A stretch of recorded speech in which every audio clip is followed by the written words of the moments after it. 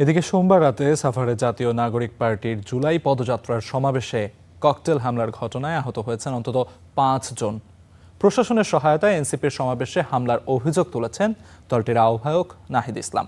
একই সঙ্গে জড়িতদের দ্রুত শনাক্ত করে বিচারের মুখোমুখি করারও দাবি জানান তিনি। আর ওই হামলার প্রতিবাদে মধ্যরাতে রাজধানীতে মশাল মিছিল করেছেন দলটির নেতাকর্মীরা।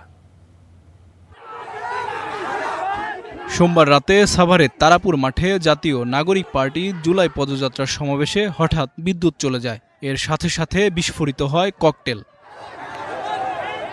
এ সময় মঞ্চে থাকা দলের শীর্ষ নেতারা অক্ষত থাকলেও অন্তত ৫ জন আহত হন। পরে তাদের উদ্ধার করে স্থানীয় হাসপাতালে পাঠানো হয়।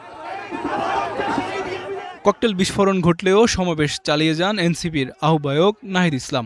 একই সঙ্গে হামলার ঘটনায় প্রশাসনের সহায়তার অভিযোগও তুলেন তিনি।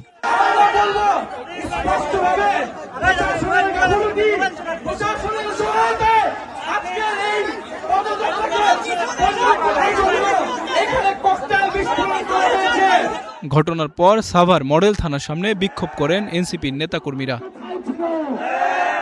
হামলার প্রতিবাদে মধ্যরাতে রাজধানীর বাংলা মোটরে দলটির কেন্দ্রীয় কার্যালয়ের সামনে থেকে মশাল মিছিল বের করা হয়। মিছিলটি শাহবাগে গিয়ে শেষ হয়। এ সময় এনসিপির জ্যেষ্ঠ যুগ্ম আহ্বায়ক আরিফুল ইসলাম আদিব বলেন, এ ধরনের ঘটনার পুনরাবৃত্তি রোধে সরকারকে কার্যকরী ব্যবস্থা গ্রহণ করতে হবে।